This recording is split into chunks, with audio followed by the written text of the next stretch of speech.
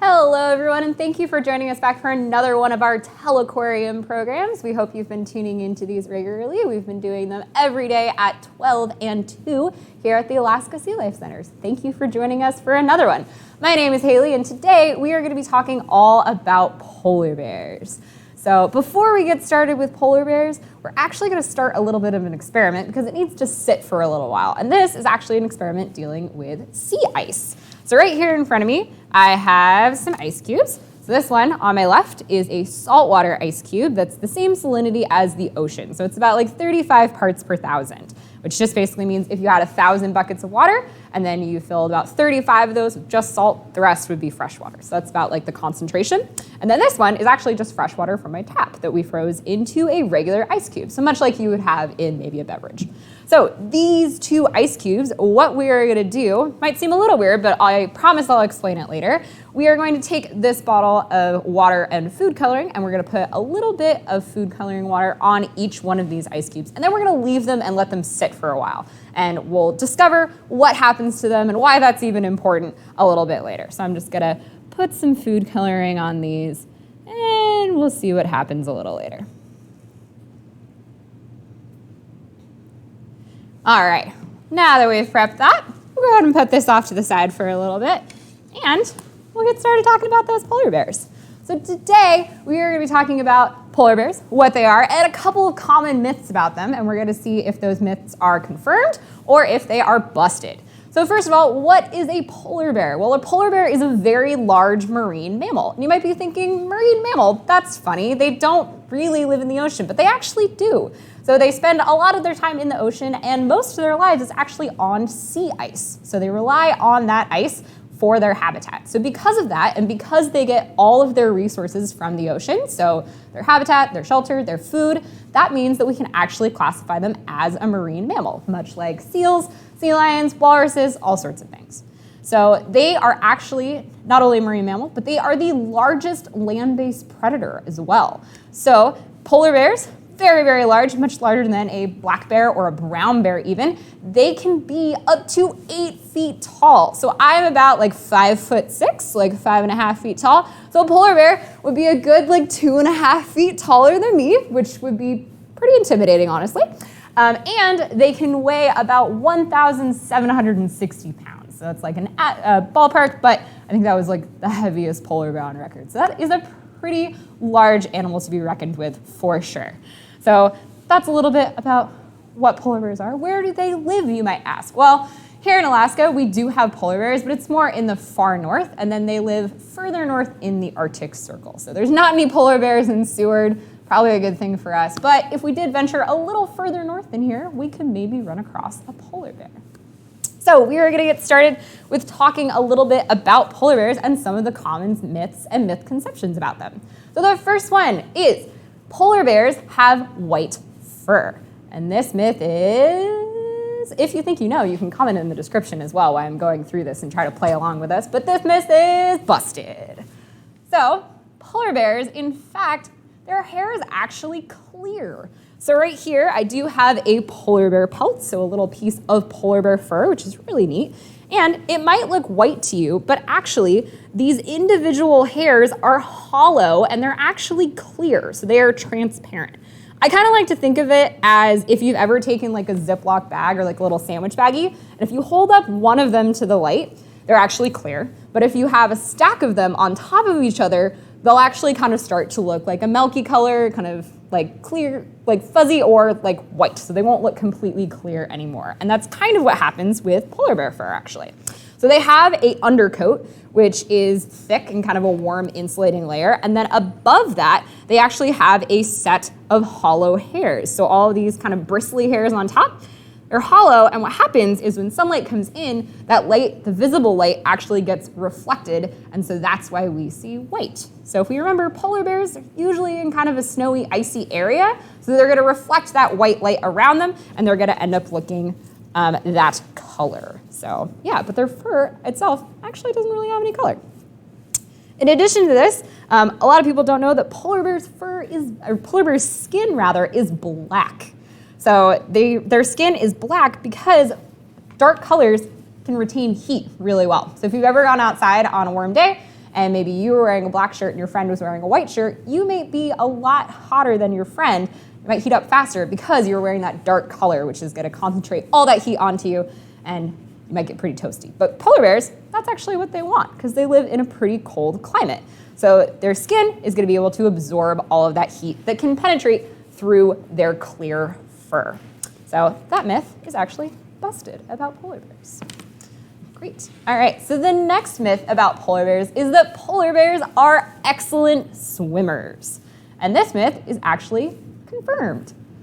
So polar bears, they might look like they would mostly just run around on land, but they're actually wonderful swimmers. So they have really large paws. Their paws can be about a foot in width. So I have a normal 8.5 by 11 sheet of paper right here. So their paw would actually be like an inch wider than this sheet of paper. And you can see my hand is like maybe half of this paper. So their paw, like one of them could maybe be like this wide. That is pretty impressive. And their paws are pretty flat. It helps them when they're walking on the snow. They actually have little tufts of fur in between the little pads of their paws, which can insulate their paws so they don't get cold when they're walking around.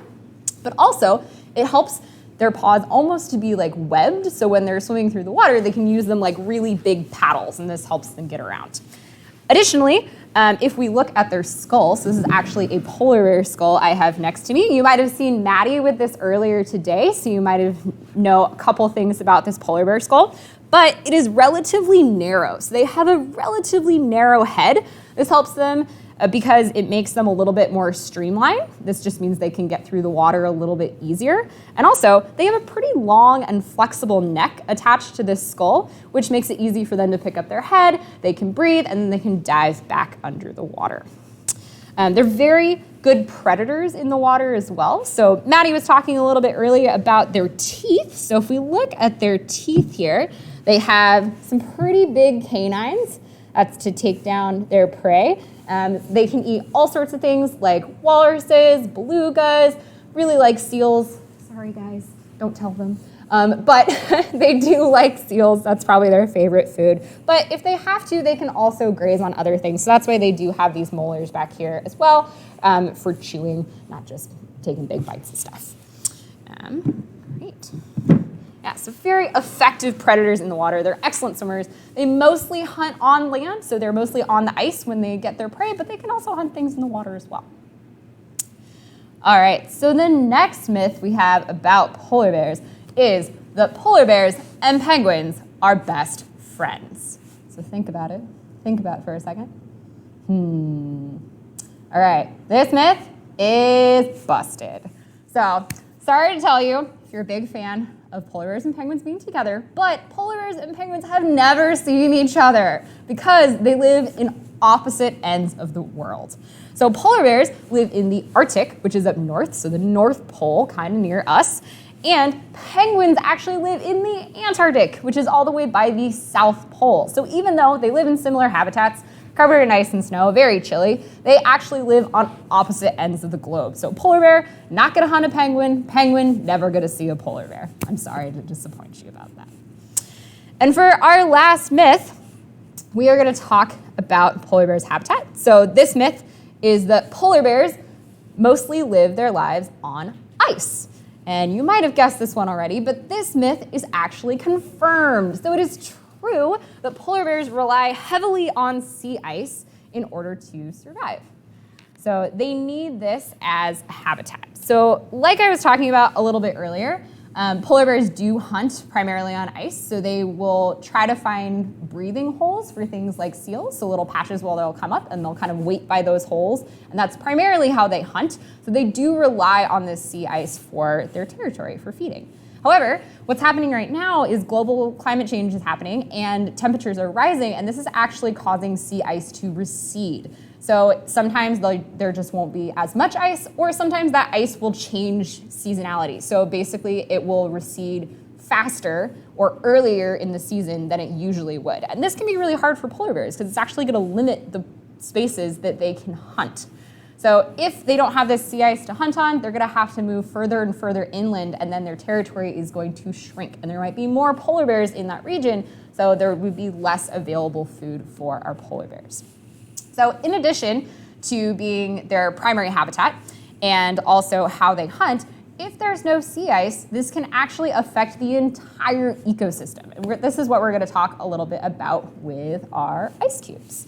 So I'm going to get back up the ice cubes that we did at the very beginning of when I started talking, and then I'll bring out some other ones in a second. But we'll put those right there. So with sea ice, so freshwater ice and sea ice is a little bit different from each other. So freshwater ice, you may know that it freezes about at 0 degrees Celsius or 32 degrees Fahrenheit. So that's what happens when we have snow, right? Or if we get ice on like a lake or something. But with sea ice, the salt in that water actually makes it so it has to freeze at a lower temperature. So seawater ice freezes at about 28.8 degrees Fahrenheit or about negative 1.8 degrees Celsius. So it has to be a little bit colder for that sea ice to freeze. But it does still happen, especially in the regions of the Antarctic and the Arctic where polar bears live. So with this sea ice, it will start forming. And basically what happens is only the freshwater particles in that salt water will actually form ice crystals. So that is the part that actually freezes. However, there's obviously salt in there that's left over, and that will actually stay as a liquid, and it will start to kind of concentrate together, and it will form these things called brine channels. So brine channels, all they are is tiny little passages that go through the ice, and they can be, they're basically very, very salty areas of water, and they can be really, really, really tiny. And you might think, okay, why is this important? Why would this be something that we would want to learn about? Well, it can actually be a really good habitat for algae. So if you were here with us maybe like a couple weeks ago, we had a talk about algae, and there can be really tiny, tiny species of algae. You can call them microalgae. You might not be able to see them with our naked eyes, but they can live in these brine channels in this really salty habitat. I don't know if you guys can see in maybe this ice cube right here, or we have some ice cubes that have been sitting out for a little while. Is it better if I keep them right here? All right, so we have these ones right here have been out for probably like half an hour right now. This one right here is the saltwater ice cube, and you might be able to see some tiny little things in it. They almost look like little veins going through that ice cube. And then this is the freshwater one. And this one, when we put the food coloring on it, it's not really sinking into the ice block itself. It pretty much just ran off the top. So there's not really any porous surface for the coloring to sink into that ice cube. But with our saltwater ice cube, all of the color has seeped into that ice cube itself, and it's kind of sitting in those brine channels. I don't know if you can see this one in front of me, but there's a really good brine channel right there that looks kind of like a little vein going on. But yeah, so those can be a really important area for ice algae. So ice algae acts as a producer.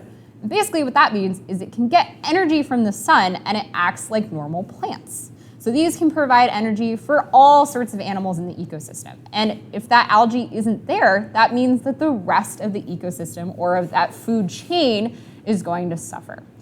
So basically what happens in early spring, we start to see this algae and it starts to grow and accumulate in these brine channels. So it's still stuck in the ice. But then as that ice starts to melt, the algae is released and it can actually float down into the water column. And then all sorts of things can eat this algae. So it's really important. There might be tiny little plankton that would eat these algae, and then maybe that plankton could be eaten by some fish. And then maybe things like our spotted seals back here, maybe some ringed seals, different types of ice seals. They might want to eat those fish, and then our polar bears, they want to eat the seals, right?